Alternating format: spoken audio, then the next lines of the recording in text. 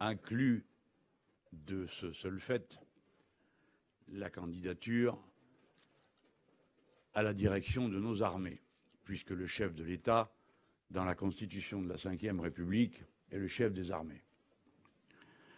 Je ne pouvais donc envisager cette candidature sans avoir également réfléchi à cet aspect de la mission que le peuple confie à celui ou à celle qui l'élit.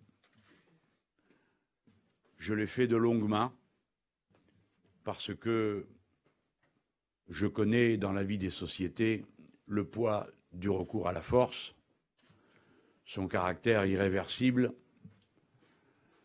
et la difficulté de l'effort qu'il faut fournir pour éviter d'avoir à y recourir.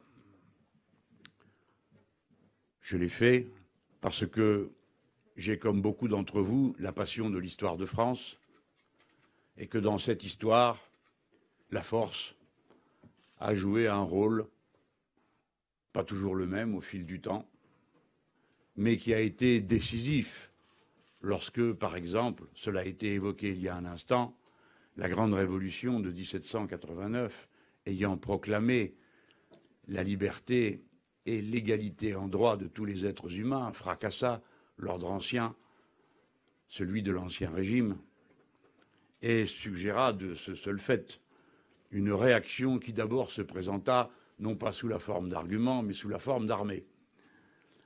Il est clair que l'Europe des féodaux coalisés a voulu d'abord écraser la Révolution française par la force, c'est-à-dire en définitive écraser le peuple. Car on ne doit pas l'oublier, tous ces changements sont d'abord ce que le peuple a voulu et conduit lui-même. Ensuite, dans un horizon plus proche de nous, nous avons eu à connaître la honte de la déroute organisée par des chefs à la ramasse qui ont provoqué le désastre de la défaite de 1940 en face de l'ennemi nazi qui n'était pas seulement le voisin nous envahissant pour la 4e fois, mais surtout les armées qui portaient une idéologie et une vision du monde radicalement contraires à l'identité de la nation française, en particulier, toujours sur le même point, celui de l'égalité en droit des êtres humains. On pourrait de cette manière évoquer de nombreuses circonstances où la force est venue au service des idées, les pires parfois, les meilleures d'autres fois. On ne peut prétendre à diriger notre grand pays sans tenir compte du fait qu'étant la 5e puissance économique du monde, nous sommes ou bien la 5e ou bien la 4e puissance militaire du monde.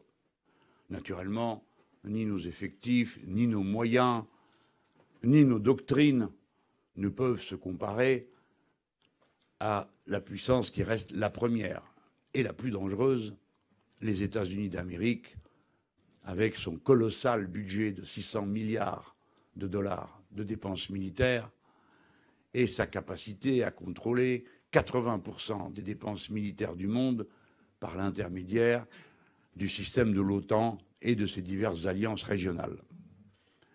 Mais pour autant, la force, la capacité à en disposer pour répliquer n'est pas rien, ni dans notre histoire, ni dans notre présent.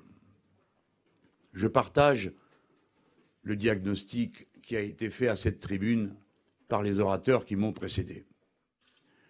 Vous avez raison, colonel, de dire que nous ne vous avons pas demandé pour qui vous comptiez voter. Et nous ne le ferons avec aucun de ceux qui ont à connaître, en experts, des questions de notre défense.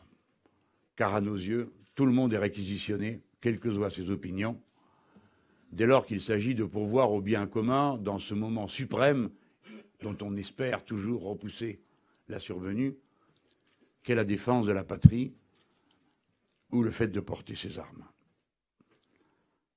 Vous avez raison, et nous continuerons à agir de cette manière.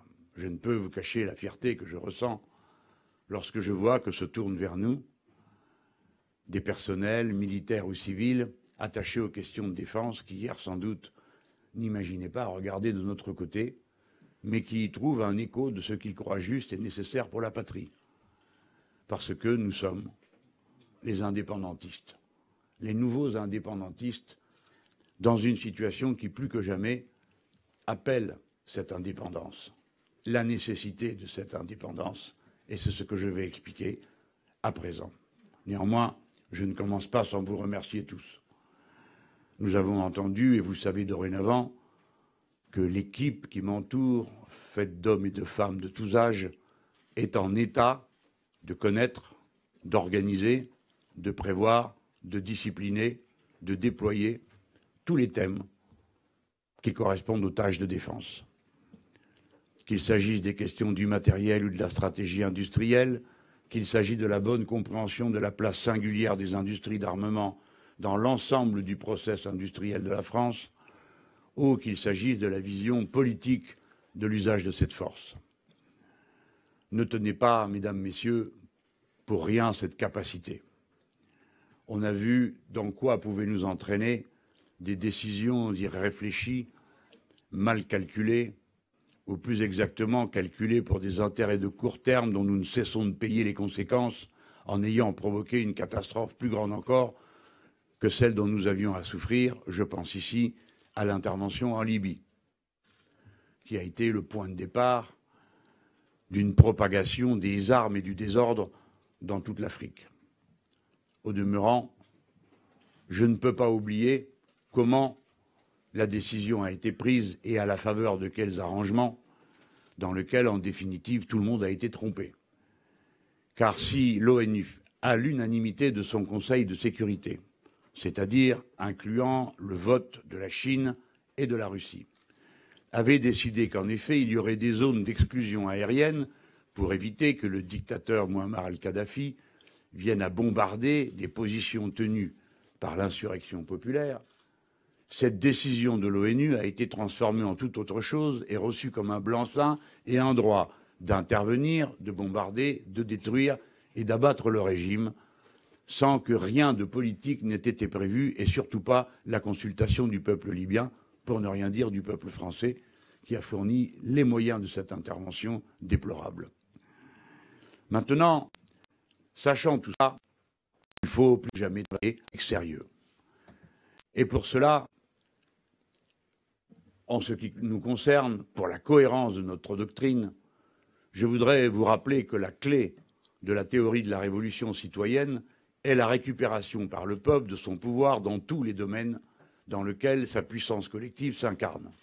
Il va de soi que la question de la défense est tout à fait essentielle. Et il y a donc un lien logique et profond, à la fois à vouloir mettre ces questions en débat public, mais à la fin à y répondre par la fin de l'abolition de la conscription, qui a été suspendue, vous vous en souvenez, et comme j'ai l'avantage de l'expérience du temps qui a passé et des mandats que j'ai exercés, j'ai participé au débat sur l'abolition de la conscription et j'y étais opposé, nonobstant les avis de mon propre parti à l'époque. J'y étais opposé et j'ai entendu déjà des arguments que j'ai entendus ensuite, d'après lesquels nos armées auraient besoin de professionnalisation. Il n'y avait pas besoin d'être grand clair pour comprendre où tout ça allait nous amener. Et j'ai objecté déjà à l'époque qu'on ne se souvenait pas qu'avant l'abolition de la conscription, les armées françaises aient été des armées d'amateurs. Tout au contraire, elles étaient au plus haut niveau de leur capacité professionnelle, puisqu'elles bénéficiaient du concours des jeunes gens instruits au plus haut niveau dans notre pays, fournissant une contribution qui, s'il fallait la payer, serait hors de prix pour rassembler en aussi peu de lieux autant d'intelligence, autant de qualifications. Dès lors, tout le plan que nous présentons est construit autour du retour de l'intervention populaire dans les questions de défense, dans les questions de pensée et de déploiement de ces moyens de défense. Mais auparavant, il faut faire un bilan lucide des menaces. C'est pourquoi je commence par dire que je ne répondrai pas à la question qui m'est posée sur le niveau de la dépense publique qu'il faut consentir à la défense, en répétant, comme le font tous les perroquets, que j'entends 2%, sans qu'à aucun moment ils aient jamais dit pourquoi faire. Ni pour quelles raisons ils ont choisi 2%. Ce n'est pas qu'ils aient dans ce domaine davantage d'idées que dans d'autres, C'est tout simplement parce que c'est le chiffre qui a été fixé par l'OTAN, c'est-à-dire l'alliance militaire que dirigent les Nord-Américains, qui leur ont dit qu'il fallait dépenser 2% du PIB de nos pays. Non pas pour définir une défense, une menace à laquelle ces 2% répondraient, mais parce que cela suggère que nous fassions des achats, comme ils disent élégamment, sur étagère, dont une bonne partie est censée se faire avec du matériel américain ou directement relié à lui. Car comme nous le savons depuis toujours, les libéraux nord-américains, quoique très anti-impôts, très anti-État et très anti à peu près tout sauf le commerce et les arrangements, ont une politique qui est plus que keynésienne, puisqu'elle consiste à injecter des milliards et des milliards d'un seul coup dans la défense de leur pays, ce qui fait tourner toutes sortes d'industries. Et comme vous le savez, l'industrie d'armement peut parfaitement être un volant d'entraînement du reste de l'industrie, puisque ça utilise des matériaux de toutes sortes. Ce qui les distingue des autres activités, c'est leur finalité, et le fait que le marché, si j'ose dire, est entièrement défini, contrôlé, organisé et financé par l'État. Ce qui, pour des libéraux, est un comble, mais n'a pas l'air de trop les déranger.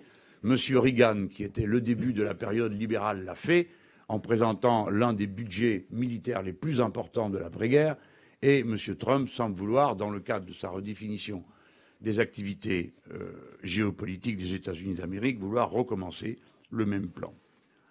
Alors nous commençons, avant de nous demander combien nous allons dépenser, par nous demander quelles sont les menaces auxquelles le monde, d'une manière générale, est confronté. Sans vouloir en épuiser la liste, je pourrais en citer quelques-unes, et c'est mon devoir de le faire pour l'avoir présent à l'esprit au moment de prendre des décisions, quel que soit le domaine dans lequel ces décisions sont à prendre.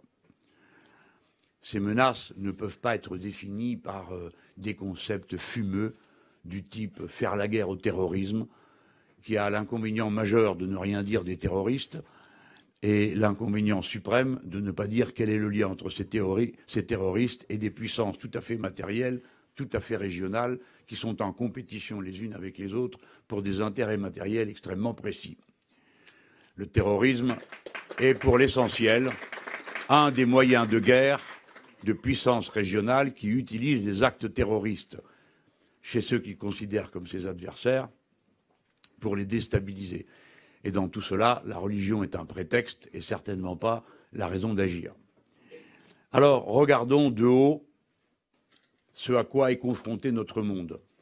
Le désordre géopolitique est la matrice de toutes les guerres, c'est-à-dire le moment où les frontières sont enfoncées pour une raison ou pour une autre, et que des peuples viennent à se déplacer d'un endroit à un autre, ou que l'autorité des uns supplante celle des autres au même endroit.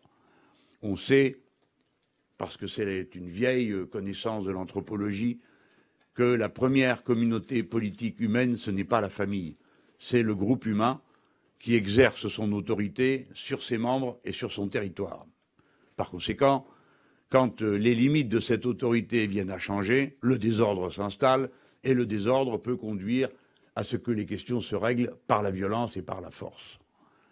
Aujourd'hui, nous sommes confrontés à une vague montante de désordre qui résultera mécaniquement du changement climatique.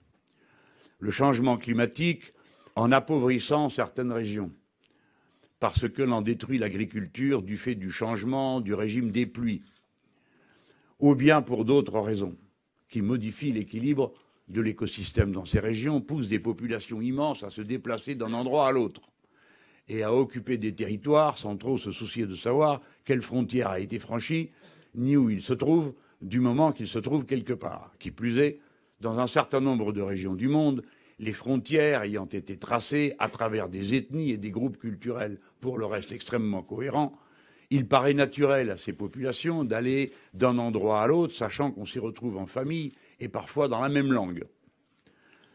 Si bien que voilà des dizaines d'États dont les frontières sont bousculées.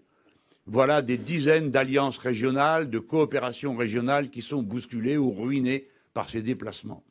Souvenons-nous que 80% des déplacements liés au changement climatique ont lieu entre les pays du Sud et n'affectent que d'une manière très secondaire les pays dits du Nord. Les réfugiés économiques que nous voyons arriver aux frontières de l'Europe sont en nombre à peine équivalent à ceux que l'Europe elle-même déclenche comme immigration vers le reste du monde du fait de ces politiques absurdes qui privent ici, d'une manière qui n'a rien de climatique, la jeune génération et les peuples de toute perspective sociale de développement. Bref, il y a 1 million de personnes qui sont contraintes de quitter l'Europe, Espagnols, Portugais, Grecs, et même des Allemands, puisqu'il en part 25 000 par an dans la jeunesse, et aussi des Français, chiffre qu'on n'établit jamais et qu'on ne cherche jamais à établir pour précisément la peur que l'on a de les voir comparés à ceux qui se présentent à nos frontières. Le changement climatique sera donc la cause d'innombrables bouleversements. Et la riposte au changement climatique n'est pas d'ordre militaire, même si la sécurité des frontières peut conduire très rapidement certains États à recourir à la force pour protéger leurs frontières qu'ils estiment menacées par ces mouvements de population. Il y a donc une action préventive avant que n'éclatent les catastrophes qui est à mener et qui participe complètement d'une politique de défense, si l'on veut bien considérer qu'au bout du bout, le jeu qui pousse l'un vers l'autre, puis le suivant vers le suivant, comme une sorte de domino, fait partir d'une mauvaise récolte à un endroit des problèmes ensuite jusqu'en Europe. La seconde cause des troubles et des désordres est que l'économie productiviste pousse à une consommation des matières premières sans cesse croissante et toujours irresponsable, conduisant, du fait des productions extrêmement sophistiquées de notre temps, à une tentative d'accaparation des biens rares, les terres rares par exemple, qui mettent les pays en compétition pour se les procurer. Naturellement, ces biens, ces richesses, ces matières premières ne sont pas disponibles partout, si bien que ceux qui en disposent sont l'objet de pression et d'une attention qui n'est naturellement jamais désintéressée, même si elle apparaît parfois sous la forme d'émouvantes luttes pour le droit de telle partie de la population à disposer d'elle-même, sur lesquelles se jettent les impérialistes pour provoquer des désordres qui détruisent les nations. La course aux matières premières est aggravée par le fait que le changement climatique change les routes maritimes et dégage des espaces nouveaux sur lesquels personne n'exerçait jusqu'à présent de souveraineté. D'autant que, lorsqu'on arrive dans les mers très profondes, nous tombons sur le domaine du res nullus, ça n'appartient à personne. Et donc chacun, premier arrivé, premier servi. Aujourd'hui commence à se dessiner une organisation pour l'exploitation de ces zones. Mais elle reste extrêmement embryonnaire. Elle consiste à organiser le tour de rôle, en quelque sorte. Mais elle n'est pas un droit des biens communs, et notamment sur les grands fonds. Mais avant même d'envisager les grands fonds, il y a les plateaux continentaux.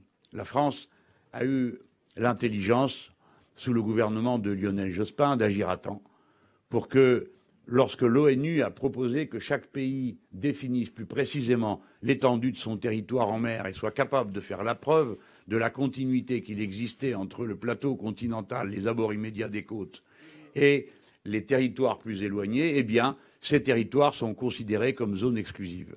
Si bien que notre pays s'est accru de 10% de sa surface sans qu'il soit tiré un seul coup de fusil au cours du début des années 2000. Mais cet exemple ne doit pas faire oublier les situations beaucoup plus tendues qui sont en cours actuellement.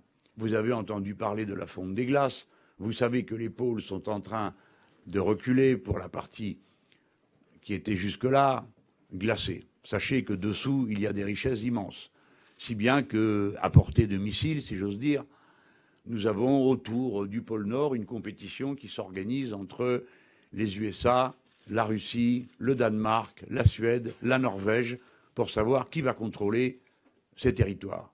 Vous seriez bien vain de croire que ces choses-là peuvent se régler seulement à l'amiable. Et ce n'est sans doute pas pour rien que la conscription a été rétablie dans un de ces pays. Je vous garantis que ça n'a rien à voir avec les frontières de la langue. C'est bien parce qu'il y a des enjeux militaires qui se dessinent et la montée en tension qui en résulte, c'est pour l'accès aux matières premières. Si vous voulez comprendre quelque chose au conflit des 10 dernières années, mes amis, suivez les pipelines, suivez les gazoducs, c'est tout le long qu'ont lieu les guerres. Depuis la guerre d'Afghanistan, qui n'a qu'une relation fort lointaine avec les Twin Towers, mais qui avait un rapport très immédiat avec le passage des pipelines, dont on se demandait s'ils iraient du côté de la Chine ou du côté de l'Europe. Et une fois que la question a été réglée, eh bien nous avons remballé notre matériel dans les conditions désastreuses que vous ne savez pas. Mais nous l'avons remballé et la guerre depuis, paraît-il, est terminée.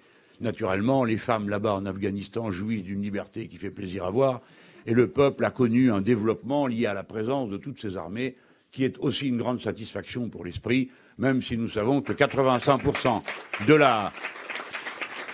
des sommes qui ont été versées sur les contingents innombrables que nous avons déversés sur ce pauvre pays sont revenus directement dans les caisses des pays occidentaux qui en avaient décidé la dépense. Je vous le signale pour le cas où vous ne le sauriez pas. Le troisième élément des menaces, j'ai dit le premier, le changement climatique, le deuxième, la pression qu'exerce sur l'écosystème, le système productiviste, et la conclusion qu'on doit en tirer, qu'une politique écologique est une politique de la paix, puisqu'elle aboutit d'une part à alléger cette pression, cette prédation, mais surtout parce qu'elle conduit à se passer d'un certain nombre de matières premières. Vous savez par exemple que si la France sortait des énergies carbonées, comme elle le fera du nucléaire, pour passer à 100% renouvelable, elle économisera la moitié des dépenses de son commerce extérieur, puisque celles-ci sont faites de gaz et de pétrole. Ainsi, la politique écologique est fondamentalement une politique de paix et une politique d'économie, et non le contraire, comme nous l'entendons souvent. Le dernier élément n'est pas le moindre, c'est sans doute peut-être le plus important. C'est celui des formes que prend la domination en géopolitique. Il y a ici beaucoup d'experts dans cette salle de ces questions, et je rougirais de vouloir leur faire la leçon. Mais je suis un dirigeant politique, et vous comprenez que la question des rapports de force exerce sur moi un intérêt particulier, puisque, en définitive, la vie politique n'est faite que de tentatives pour régler d'une manière pacifique et ordonnée les rapports de force qui surgissent du fait des intérêts contradictoires qui sont à l'œuvre dans les sociétés. La géopolitique est profondément affectée par la situation périlleuse dans laquelle se trouvent les États-Unis d'Amérique. Les États-Unis d'Amérique sont la première puissance militaire du monde, je l'ai rappelé en commençant, mais c'est surtout la première puissance monétaire, distribuant sur le globe entier des milliards et des milliards de dollars dont ils n'ont pas commencé à produire le premier gramme de matière qui y correspond. Ces dollars sont des dollars bidons, c'est de l'argent qui vaut ce que vous croyez qu'il vaut. Mais la réalité, c'est que sans doute, s'il devait être ramené à sa réalité matérielle, si un jour vous vous présentiez tous pour demander la conversion de vos dollars en marchandises, il est probable que la valeur de ce billet n'arriverait jamais à égaler même celle du papier et de l'encre qui sert à l'imprimer. Non, un billet de 100 $ ne vaut pas 100 $, croyez-moi. Si bien que cette pile de monnaie, qui jusqu'à présent fonctionnait à guichet ouvert, puisque les États-Unis financent leurs dettes en faisant tourner la planche à billets, que de temps à autre on invente des formules sophistiquées et plus élégantes que planche à billets, easy je ne sais quoi, et on imprime et on rachète de la dette. C'est ce qui a été fait depuis 2008 à une cadence absolument inouïe qui a permis aux États-Unis de se faufiler et de surmonter le choc gigantesque de la crise de 2008. Mais la contrepartie, c'est que sa fragilité s'est accrue. Et cette fragilité rencontre des circonstances particulières. C'est qu'en même temps que le commerce mondial continue à se faire en dollars, une monnaie est apparue entre-temps qui est l'euro, qui est celle de la première puissance économique productrice d'échanges et première masse monétaire du monde. Et en même temps, s'est présentée d'une manière quasi mécanique la monnaie chinoise. Les Chinois étant devenus la première puissance économique du monde, sans aucune volonté impériale de la part du gouvernement de la Chine, mécaniquement, du seul fait qu'on lui a confié le soin de produire à bas prix ce qu'on ne voulait pas produire chez nous, de manière à n'avoir pas chez nous à augmenter les salaires et à pouvoir se procurer des marchandises à un taux aussi faible, au prix aussi faible que possible. Bref, la Chine, entre-temps, ne s'est pas contentée, comme le croyaient certains économistes baltringues, de produire des parasols et des castagnettes dont on se serait ensuite régalé dans nos contrées. La Chine produit la moitié des ordinateurs du monde. Elle a en puissance technique la capacité, comme vous ne le savez pas, d'allumer des satellites, c'est-à-dire de les détruire depuis la Terre. Elle a la capacité de faire des missions de vols spatiaux habités, d'aller et venir, d'entretenir une station orbitale, et ainsi de suite, c'est-à-dire qu'elle est en pointe de toutes les techniques, toutes choses dont nous avons toutes les raisons de nous réjouir, car c'est une bonne chose pour nous que l'on ne soit plus conduit en Europe à s'apitoyer sur le peuple chinois, ni à collecter le papier argenté des tablettes de chocolat, comme l'ont fait nos parents dans les années où les Chinois n'étaient pas en état de pourvoir à leur survie. C'est une bonne nouvelle qu'1,4 milliard d'habitants soit en situation d'autonomie et capable de produire ce qu'il y a de mieux. Naturellement, ce n'est pas une bonne nouvelle que les conditions dans lesquelles ils le font, et nos réserves sur ce point sont entières. Mais nous commençons d'abord par voir, nous, les Français, dans les Chinois, des partenaires. J'ai proposé dans le livre Qu'ils s'en aillent tous, qu'on en fasse des partenaires privilégiés, ce qui m'a valu d'être considéré comme un suppôt du Parti communiste chinois, ce que je ne suis pas, alors même qu'à l'époque, c'est le RPR qui avait un accord privilégié avec le Parti communiste chinois, ce que je me régale de vous rappeler en vous disant que les principaux dirigeants des associations de relations avec la Chine sont aujourd'hui à l'UMP et non pas au Parti de gauche ou à la France insoumise. Les Chinois constituent pour nous un partenaire privilégié. Tout à l'heure, je viendrai sur les Russes. Mais pour les Nord-Américains, ce n'est pas du tout la même chose. Pourquoi? Les Chinois ont financé le Trésor nord-américain en achetant par paquet, par wagon, des titres de la dette nord-américaine qu'ils possèdent et qui représentent la capacité d'une véritable bombe atomique, s'ils venaient un jour ou l'autre à décider de les revendre. Ou bien, s'ils venaient un jour ou l'autre à changer de monnaie pour faire du commerce dans le monde. Or, il se trouve qu'étant ceux qui produisent le plus, à qui l'on achète le plus, il est normal que leur monnaie fasse l'objet d'une demande, d'une sollicitation, et que les autres pays qui commercent avec eux souhaitent que cette monnaie soit convertible. Et nous voyons, pas à pas, la Chine créer des caisses de compensation un peu partout dans le monde qui lui permet de commencer à organiser la conversion d'une partie des autres devises dans la devise nationale chinoise. Je me réjouis de savoir que cette caisse de compensation est installée à Paris, et j'en suis très heureux, de même que je m'alarme que le train qui part de Pékin ne fasse que passer à Berlin et qu'on n'envisage pas la poursuite de cette ligne vers nous. Mais pour revenir au moment stratégique, il est clair que la déstabilisation des États-Unis d'Amérique résulte d'une situation mécanique et non pas d'une volonté d'agressivité particulière qui serait celle des Chinois. Naturellement, une grande puissance comme l'est la Chine a toujours intérêt à stabiliser ses positions et à faire reconnaître ses frontières. Nous allons venir dans un instant sur la question des frontières. Il y a des esprits simples qui croient que celles-ci sont fixées et qu'il suffit ensuite de courir le long en poussant des hurlements sur l'intangibilité pour que la question soit réglée. Ce n'est pas du tout ce qui se passe depuis 30 ans et ce n'est pas du tout ce qui s'annonce, notamment lorsque je parle des îles que réclament concurremment soit les Russes et les Chinois, soit les Japonais et les Chinois, et qui sont autant de facteurs de tension.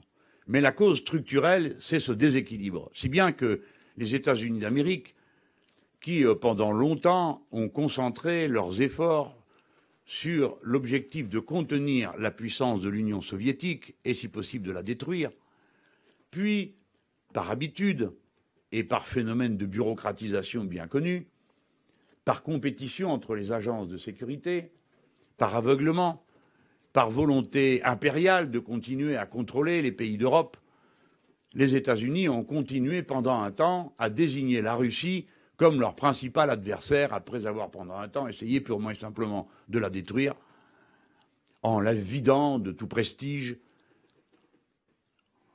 en l'insultant et en la menaçant. Car il faut se rappeler que la fin de l'Union soviétique n'a pas donné lieu à une négociation sur la réorganisation de ce qu'était l'ancien empire soviétique. Et c'est une des rares fois dans l'histoire où l'on n'a pas négocié le démembrement d'un empire. Je ne dis pas que le démembrement de l'empire austro-hongrois ou de l'empire turc ait été une réussite au traité de Versailles, mais du moins ça nous rappelle que s'il y a eu un traité de Versailles, c'est parce qu'il y a eu une guerre, et s'il y a eu une guerre, c'est aussi parce qu'il y avait déjà des problèmes de frontières, aussi parce qu'il y avait des problèmes d'accès aux matières premières et de compétition entre les impérialismes. Dès lors, on a, pendant la période qui a suivi l'effondrement de l'URSS, menti et trompé tous ceux avec qui on parlait. On leur avait d'abord dit que l'OTAN ne s'étendrait pas jusqu'aux frontières de la Russie, et tout aussitôt on a fait le contraire.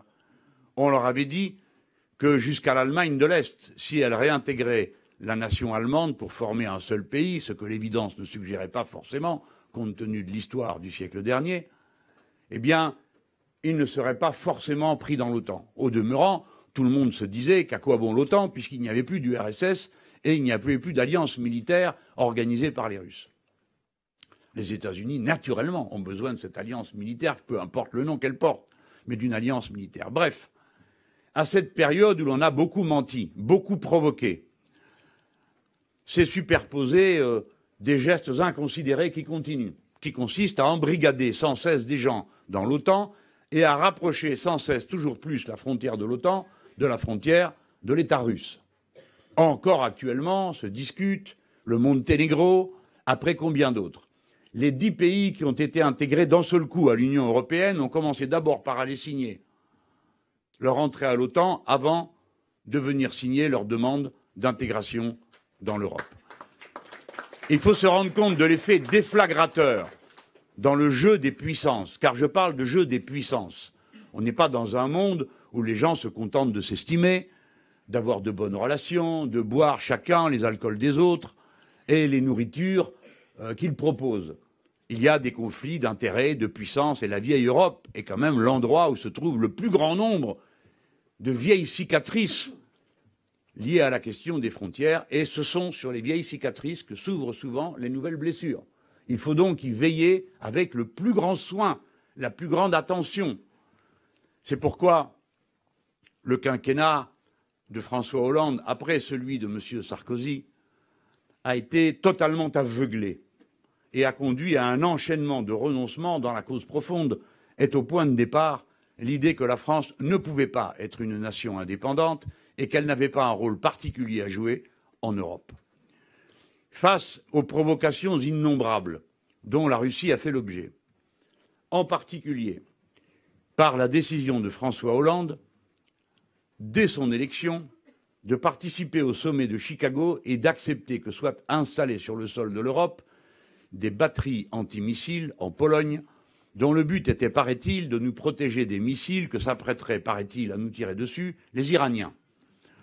D'aucuns trouvaient que le positionnement était curieux par rapport à l'Iran, mais ceux qui connaissent la chose militaire savaient parfaitement que ces batteries n'ont qu'un seul et unique objectif, menacer le 75% du dispositif de défense de la Russie.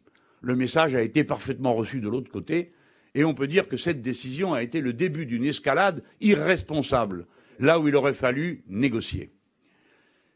Je suis venu sur cette question de la Russie parce que, vous le savez, les agences nord-américaines disposent de nombreux relais d'influence, et quiconque aujourd'hui dit que les Russes sont des partenaires, et qu'avec eux, quel que soit le régime, il faut discuter, négocier et s'accorder, car il n'y a pas d'autre alternative sinon la guerre ou la montée à la guerre dont nous ne voulons pas.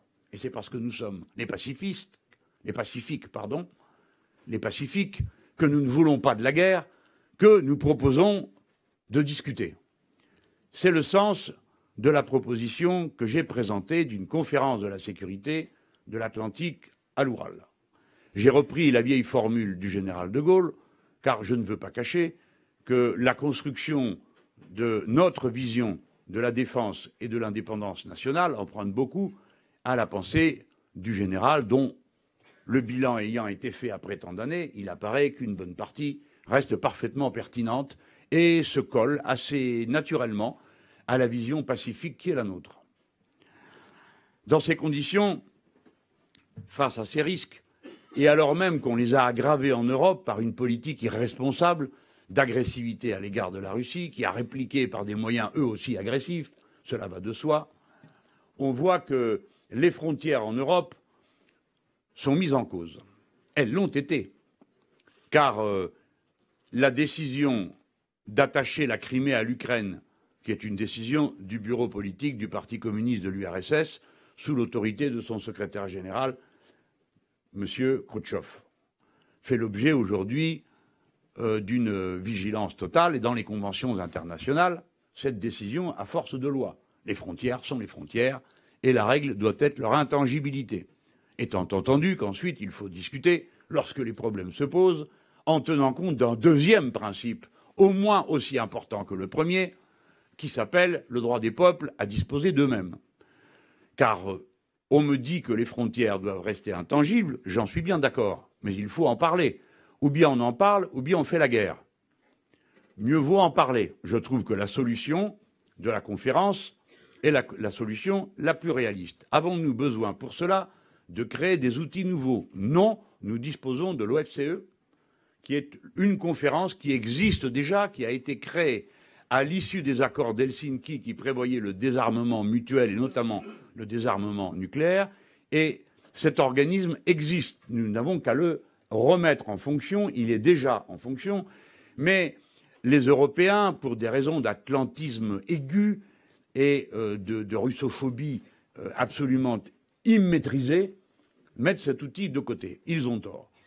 Si nous dirigeons le pays, nous remettrons cet organisme en mouvement, et la France, qui est une des puissances militaires essentielles du continent européen, car si nous sommes la 5e dans le monde puissance nucléaire, il en va tout autrement sur le plan purement européen, où nous sommes sans doute la 2e puissance militaire après la Russie, car je considère que la Russie est pour l'essentiel une nation européenne. Cette conférence, elle doit porter sur la question des frontières, puisque la question des frontières est posée, notamment celle de la Crimée avec l'Ukraine.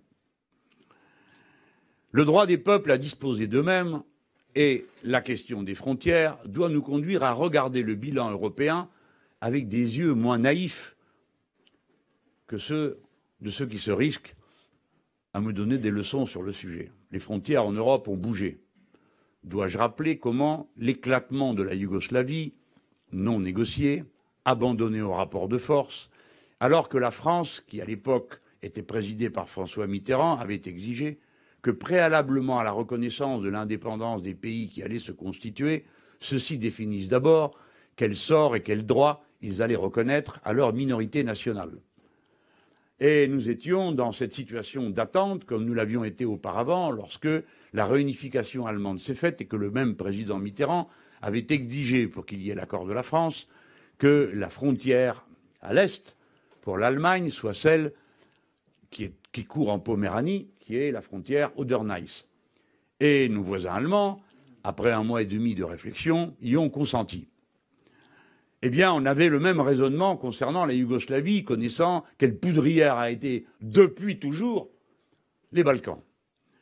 Mais loin de nous suivre dans la sage voie que nous avions ouverte, nos voisins allemands ont choisi un autre parcours et ont reconnu séance tenante la Croatie et la Slovénie, dont l'histoire un peu facétieuse rappelle quelles étaient ces 2 nations, leurs alliés pendant la Première et la Deuxième Guerre mondiale. C'est une erreur totale, car aussitôt, en Croatie, on a commencé une purge ethnique qui s'est prolongée ensuite par revers en Serbie. Premier État qui a été créé, je vous le rappelle, ça a été la Bosnie, du fait d'un refus des Bosniaques de s'aligner sur les uns ou sur les autres, qui s'est ensuite terminé dans une pitoyable guerre. Et enfin, on a encore changé les frontières, après que la Yougoslavie, dirigée par M. Milosevic, c'est-à-dire allant d'une erreur nationaliste à l'autre, a abouti au conflit qui a donné lieu à la naissance du Kosovo, nation qui, jusqu'à une date récente, n'a pas été reconnue par toute une série d'autres, et en particulier par les Français pendant longtemps. Et pour finir par moi, qui ne vote jamais aucun texte dans lequel le Kosovo est partie prenante, parce que j'estime que l'on a dépecé un pays pour en créer un autre, sans aucun respect des règles internationales et sans aucune consultation dans les formes prévues de ces pays. J'observe que ceux qui poussent de grands cris, à juste titre, sur la Crimée, sont d'un silence de moineaux le soir venu, quand il s'agit du Kosovo. Mais pour prendre des cas moins douloureux, et pour vous montrer que la question des frontières est posée en Europe, nonobstant ceux qui ne veulent pas le voir, il y a au moins un cas très récent qui réactive la question des frontières. Le Royaume-Uni a décidé de quitter l'Europe, l'Union européenne. Peu importe la négociation que le Royaume entreprend. Ce qui compte, c'est qu'elle l'a décidé. Tout aussitôt, cela signifie que toutes les parties de son territoire sortent de l'Union européenne. Mais voici que d'aucuns n'en sont pas d'accord. Et peut-être utilisant d'une manière tactique assez intelligente la situation, disent que puisqu'ils veulent rester dans l'Union européenne, ils ne sauraient rester avec le Royaume-Uni. C'est le cas des Écossais. Mais ce sera très vite le cas des Irlandais. Car là, pour le coup, on négocie, on palabre, mais enfin, il y a bien là une guerre qui dure depuis bientôt 50 ans et même plus, qui a connu des phases extrêmement violentes. Voilà que les Irlandais du Sud n'ont pas l'intention qu'on leur recrée une frontière avec les Irlandais du Nord, et vice-versa. Quelle est la réponse du magistère moral qui prétend ne tenir aucun compte de la volonté des peuples à disposer d'eux-mêmes et se contente de disputer que les frontières sont intangibles, ce dont je répète que je suis d'accord. Mais je dis que pour les rendre intangibles, il faut discuter, sinon c'est la guerre. Eh bien, que va-t-on répondre aux Écossais? Que nous viendrions à la rescousse des armées anglaises dans le cas où celles-ci n'approuveraient pas l'indépendance de l'Écosse? Va-t-on expliquer que nous allons venir à la rescousse des Anglais pour empêcher les Irlandais de constituer la nation à laquelle ils aspirent depuis toujours? Tout ça est absurde. Et je vous fais grâce à cet instant de ce qui pourrait se produire dans l'hypothèse, qui n'est pas si invraisemblable, que les Flamands viennent à rompre la Belgique. Alors nous, qui sommes voisins, nous n'aurions rien à dire sur le sujet et nous nous contenterions de dire que nous allons prêter main forte, je ne sais à qui, pour aller obliger les Flamands à renoncer. Bien sûr que non. Il y aurait une redistribution et une réorganisation majeure. Je dis que sur le vieux continent, toutes les raisons qui ont conduit dans le passé à des guerres existent de nouveau et que les laisser s'empoisonner, s'envenimer, en faisant des vœux pieux et d'affectueuses remontrances aux uns et aux autres, en s'armant jusqu'aux dents, en participant à toutes les provocations, on ne fait qu'aggraver le risque de guerre, l'escalade et les enchaînements militaires que personne ne contrôlera plus.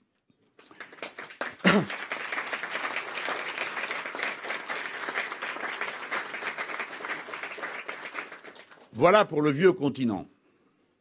Mais la France est intéressée par d'autres zones du monde. Nous voyons bien que les États-Unis d'Amérique ont changé de cible.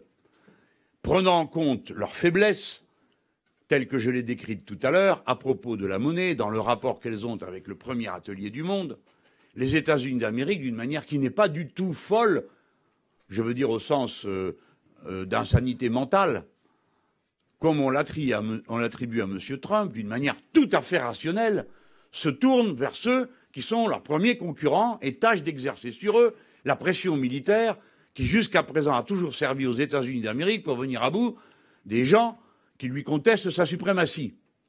C'est donc d'une manière parfaitement rationnelle, du point de vue des intérêts du grand capital nord-américain, que M. Trump est en train de tourner ses batteries vers l'Asie. Et il utilise cette circonstance pour dire aux Européens, il va falloir vous cotiser et pour mieux prendre en charge votre défense. Et vous avez des naïfs en Europe et des nigauds qui disent, ah ben puisque les États-Unis d'Amérique ne veulent plus s'occuper de nous, c'est à nous de nous occuper de nous-mêmes. Bien, tout cela est fort juste. S'occuper de nous-mêmes, pourquoi faire? Contre qui? Avec qui? Voilà les questions qui se posent. Et surtout quand on entend dire, d'une manière systématique, méthodique, dans tous les textes qui paraissent, et les autres résolutions et vœux pieux du Parlement européen, mais dans toutes les déclarations du Conseil des ministres de l'Union européenne, comme dans les scénarios examinés par la Commission européenne, tous les textes, systématiquement, il n'y a pas de défense européenne autrement qu'en lien très étroit avec l'OTAN. Il n'y a personne en Europe, à part votre serviteur, qui dit que l'avenir de la défense de sa patrie, et peut-être, s'il le fallait, des peuples qui trouveraient un intérêt à se défendre avec nous, est de sortir de l'OTAN et de sortir de cet engrenage militaire. Personne. Et par conséquent, cela signifie aucun de mes concurrents dans l'actuelle élection présidentielle. La sortie de l'OTAN est une exclusivité de notre programme. Je ne voudrais pas qu'on n'y voie qu'une raison idéologique, même si elle existe en effet. Les Français, par nature très astérisciens, n'aiment guère les empires qui prétendent leur dire ce qu'ils doivent faire. Et c'est par un mouvement assez naturel que nous sommes rebelles à toute tentative de domination. Je trouve que c'est une bonne idée. Car concourir à la puissance de l'Empire ne représente aucun intérêt pour les Français. Par conséquent, si nous ne sommes plus membres de l'OTAN, cela veut dire que nous ne sommes pas d'accord avec la stratégie lamentablement qualifiée de relance de l'Europe de défense européenne. Car la défense européenne, dans les termes dans lesquels elle est formulée aujourd'hui, c'est la guerre. Et pour être encore plus précis, la défense européenne telle qu'elle est formulée aujourd'hui dans les textes, c'est la guerre avec les Russes. car personne d'autre n'est désigné comme adversaire que les Russes dans les textes qui paraissent en Europe, et ceci est une absurdité. Cela ne veut pas dire que nous considérons que le gouvernement russe serait un gouvernement bienveillant et facile à traiter. Ce n'est pas le sujet. Je voudrais rappeler encore une fois que le général de Gaulle s'est entendu avec Staline. Il s'est également entendu avec Mao. Par conséquent, le moment venu, je trouverai bien le moyen de m'entendre avec M. Poutine s'il s'agit d'empêcher que la guerre ait lieu sur le continent. Voilà comment il faut voir les problèmes. Nous ne pouvons pas être membres de l'OTAN car c'est partir dans une logique de guerre sur le continent européen. Alors, nous avons cependant d'autres intérêts qui nous font nous rapprocher d'autres peuples. Déjà, nous avons une accointance qui est liée aux circonstances, et puisque c'est eux qui sont en état de résister, c'est eux qui nous intéressent. Je pense aux BRICS, c'est-à-dire les pays émergents qui ont constitué entre eux une alliance sur laquelle s'acharnent les États-Unis d'Amérique, ici par des moyens militaires, face à la Russie, face à la Chine, là-bas des moyens politiques, c'est le putsch du Brésil qui prend toute sa signification si l'on veut bien se rappeler que le Brésil est membre des BRICS. Et dans ce contexte, nous pourrions être, nous les Français, et nous le serions, l'aile marchande d'une nouvelle proposition. Une nouvelle proposition militaire et géopolitique. Celle d'une alliance de ceux qui refusent de s'aligner sur les empires, quels que soient les empires en question, et qui donc renonceraient à toute pratique pour eux-mêmes, qui serait une pratique impériale, et consacreraient leurs efforts à valoriser, protéger la souveraineté des peuples dans leur droit à disposer d'eux-mêmes. Voilà la doctrine qui serait proposée.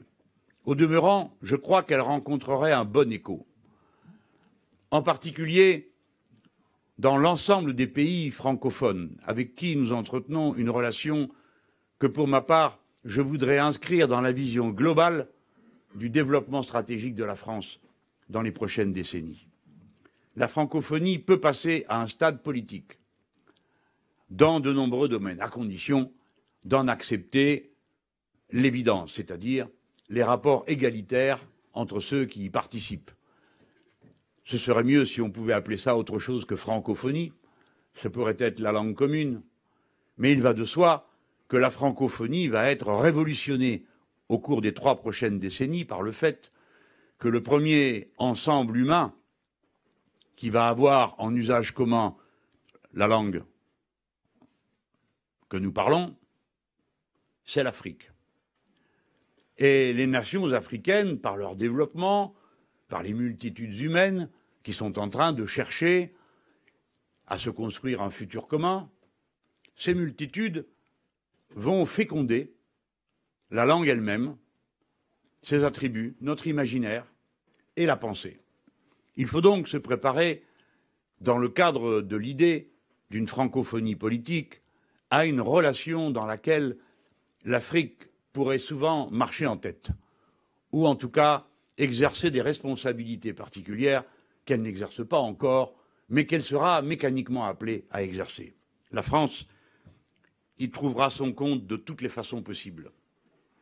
D'abord parce que sans doute elle asséchera l'odieux cancer de corruption que représente cet ensemble de brigands combinés entre Africains et Français que l'on appelle la France-Afrique et qui nous déshonore tous.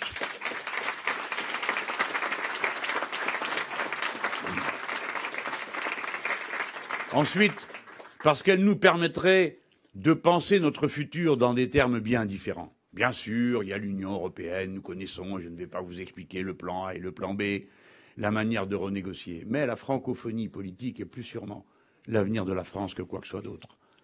Nous serons bientôt, le 3e groupe de locuteurs du monde. Eh bien, c'est une grande facilité culturelle, industrielle, technique et humaine, artistique et culturelle pour nous Français. Je demande qu'on y réfléchisse et pour ma part, je ne fais plus que d'y réfléchir, je propose. Il y a donc sur ce sujet dans notre programme non seulement ce qui a été dit à propos des questions de défense et de géopolitique, mais aussi un livret sur la francophonie politique. J'avance vers ma conclusion en parlant plus directement et plus concrètement des armées. Tout à l'heure, j'ai évoqué les menaces qui conditionnent la pensée et qui nous obligent à réfléchir dans des conditions nouvelles au futur. Aucune génération avant nous n'a eu à prendre en compte le changement climatique comme un paramètre géopolitique. Aucune. Nous sommes la première. Et ainsi de suite. Mais il se produit actuellement, dans le domaine des rapports de force militaires, une révolution aussi considérable que celle qui s'est opérée lorsqu'est apparue l'arme nucléaire, qui en quelque sorte ravalait toutes les autres à un rang particulier d'usage pour les conflits dits intermédiaires, dont les Français, du fait de leur doctrine de dissuasion, ne veulent pas entendre parler. Et il n'y a pas pour nous de conflit intermédiaire. Nous ne voulons pas de conflit du tout.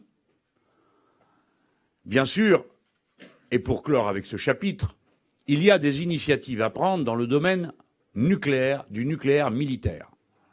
Clairement, la France doit réaffirmer sa volonté d'une dénucléarisation par zones successives, peut-être si c'est le modèle le plus concret, du monde. En particulier, il serait bien que le Moyen-Orient soit totalement dénucléarisé, tant il est clair que les tensions y sont à l'extrême. Mais le moment venu, la question se posera aussi en Europe. Je me réjouis de l'initiative prise par le président de la République populaire de Chine, M. Xi Jinping, de proposer à l'ONU qu'une nouvelle discussion commence sur le désarmement nucléaire du monde. Et nous, les Français, si je venais à présider ce pays, nous serions une aile marchante en direction de la dénucléarisation militaire du monde. Il va de soi que puisque c'est l'arme ultime pour les Français, nous ne serions pas les premiers convoqués aux tâches de désarmement nucléaire, même si nous y prendrions notre part dès le début, de manière à ce que tout soit bien compris. Je viens sur ce que je disais. Il vient de se dérouler une révolution dans l'art de la guerre dont nous ne faisons qu'apercevoir le commencement et le caractère décisif. Comme l'arme nucléaire l'avait été, comme l'arbalète l'a été en face de l'épée, on peut dire que la cyberguerre prend à revers tous les dispositifs matériels, humains et techniques des rapports de force militaires. Ne serait-ce que parce que tout le matériel, pour les raisons qui ont été évoquées il y a un instant, est super infesté de haute technologie, c'est-à-dire de dépendance aux cyberliens. Dans ces conditions, la tâche qui consiste à se doter de cyberbrigades, de cyber-escouades, et à recueillir la participation de tous ceux qui ont des compétences et des qualifications les plus avancées dans ce domaine est une tâche prioritaire. La France, le moment venu, dans toute son étendue, si nous avons à diriger le pays, sera dotée de l'arme cyberguerrière dans ses formes les plus avancées. Si bien que nous pouvons envisager un moment où un certain nombre d'armements sont rendus moins nécessaires qu'ils le paraissaient auparavant, et que les formes de combat non létales, c'est-à-dire ne provoquant pas la mort instantanée du combattant, peuvent être déployées, puisque tout le monde va commettre la même sottise, qui va être d'interconnecter des milliards d'objets, depuis votre frigo, en passant par votre stylo, ou que sais-je encore, la sonnette de votre téléphone, l'aération, la ventilation, partout, puisque tout le monde va commettre cette erreur, cela signifie, et qu'elle est déjà bien engagée, cela signifie que tout est à portée de tout le monde. Et du coup, on peut se demander si on a besoin de certaines formes d'intervention. Par exemple, je sais qu'il existe un débat à propos des porte-avions. Nous en avons un, et nous en faisons le meilleur usage qu'il est possible d'en faire. D'aucuns disent qu'il en faudrait deux. La logique semble y pousser. Est-ce que c'est ce que nous ferions de plus habile? Pour ma part, je n'en suis pas sûr du tout. Par contre, je crois que quand on a le deuxième territoire maritime du monde, et que pour un certain nombre de conflits d'intensité moyenne, ou d'interventions militaires, comme celle que nous avons menée contre la piraterie en mer, qui ne se règle pas avec la cyberguerre. On a besoin, au contraire, d'un important équipement naval, d'unités plus petites, plus maniables, mieux armées, et équipées de matériel qui permettent de transporter et d'intervenir tout soudain là où il le faut, quand il le faut. Vous voyez que c'est la doctrine générale de la guerre, cher colonel et mes chers amis, à laquelle il faut réfléchir, et pas seulement à l'ordre des menaces. Les menaces, les connaître, mais la doctrine même de la guerre. Comment se mène au XXIe siècle un rapport de force qui décide de passer à la violence? Nous devons utiliser les formes de la violence qui en réduisent l'impact. Voilà comment je me représente les grands traits de la réponse que contiennent nos livrets, notre programme, à la question de la géopolitique et de la stratégie de défense.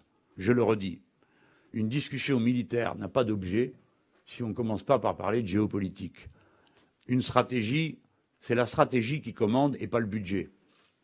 Car quand bien même n'aurions-nous aucun budget, que nous devrions quand même défendre la patrie. Et c'est dans ce contexte qu'intervient la question de la garde nationale.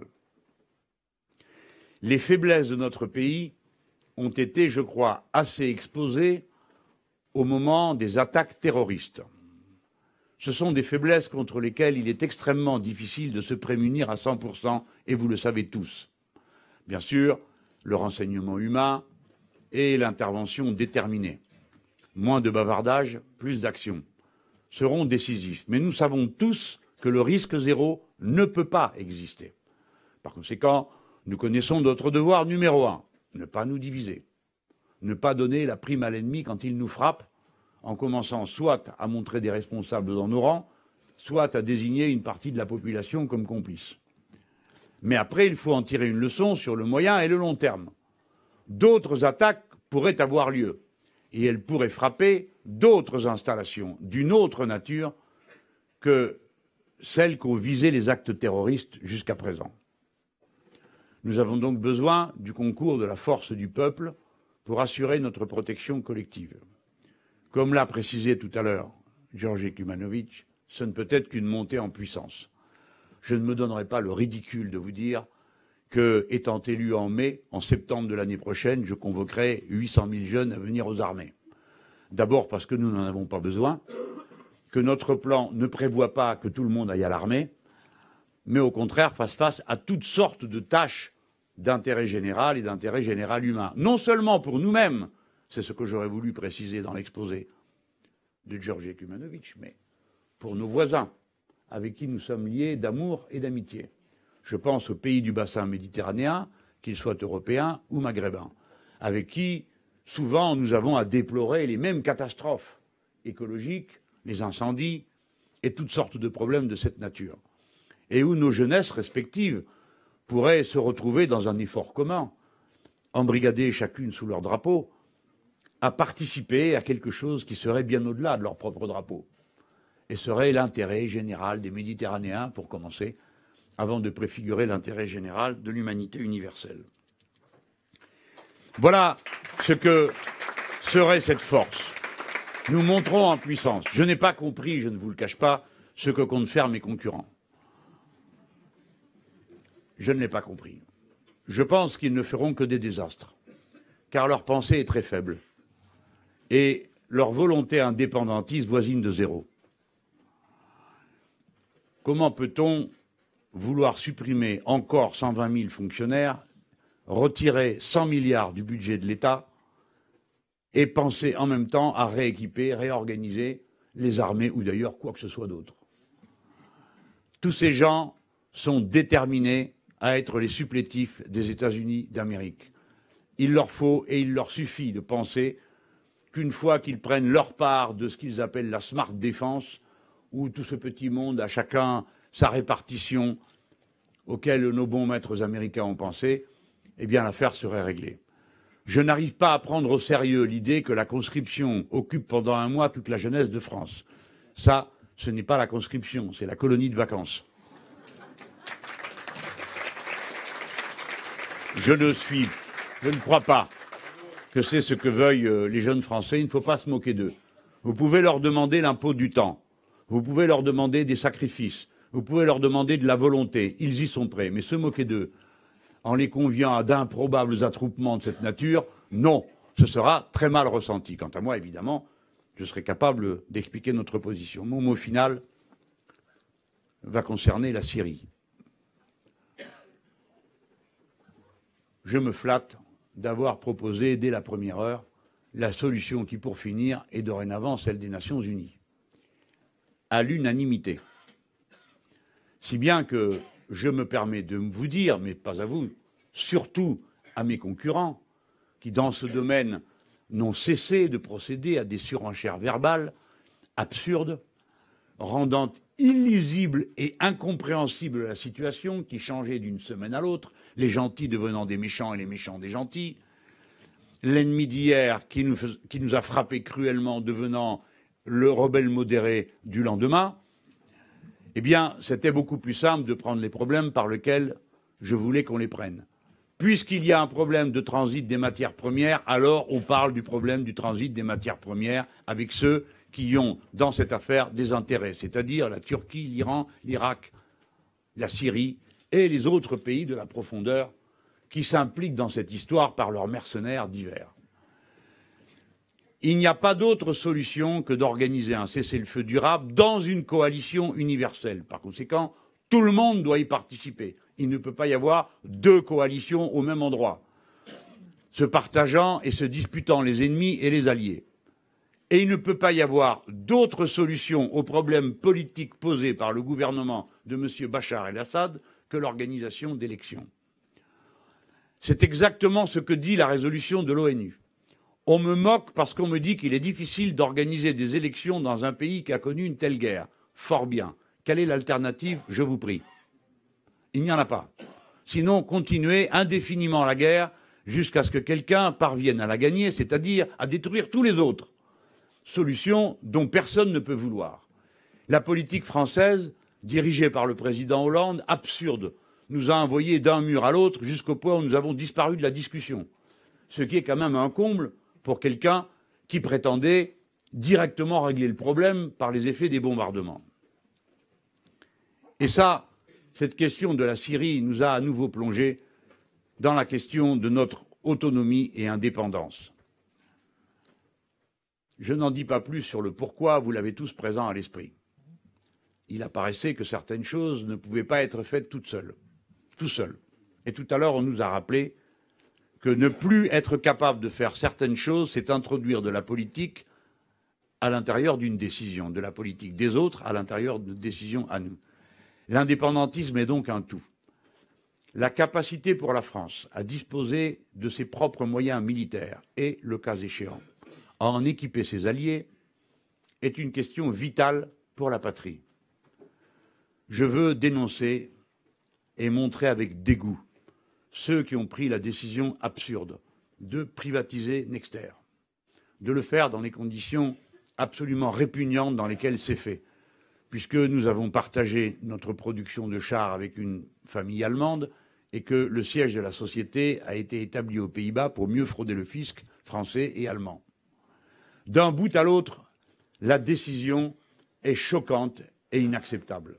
Le moment venu, on y reviendra. De la même manière qu'il ne saurait être question d'équiper les armées françaises, notamment dans ces matériels décisifs, et à commencer par ceux que portent ces militaires physiquement, en achetant nos armes à d'autres. Cela ne se conçoit pas. Je connais, dans ma famille politique, la répugnance qu'il y a à traiter de la production des armes, pour des raisons que je partage. Mais je crois que tout à l'heure, en entendant ce que disait Jean-Pierre Bratt, on a compris comment on est capable de positionner une industrie d'armement à l'intérieur du reste de l'industrie, de manière à ce que cette industrie d'armement ne soit pas vouée qu'à la production des armes, mais au contraire, se nourrissent des progrès qui pourraient être accomplis dans tel ou tel domaine les unes les autres. Dans ces conditions, je considère que son intervention a été pour nous d'un très grand prix. D'abord parce que c'est la voix de la classe ouvrière, quand c'est l'un de ses syndicats, et non le moindre, qui s'exprime. On connaît donc, à travers lui, la pensée des travailleurs, femmes et hommes, qui travaillent dans l'industrie d'armement. Et contrairement à ce que disent d'aucuns, il n'est pas vrai que les salariés de l'armement ne soient pas des gens pacifiques, à mains égards parfois pacifistes, que ce ne soient pas des amis de la paix et du désarmement. C'est tout le contraire. Et je me dis bien content d'avoir entendu ce matin ce témoignage après celui de M. Goya ou de Jean-Charles Ourcade il y a un instant. J'espère que tout ceci vous a permis de voir la cohérence, la clarté, la force de la doctrine que nous vous présentons. Nous y avons réfléchi de longue main. Et le moment venu, je serai donc non seulement fier, mais en état d'être le chef de nos armées si le peuple souverain le décide.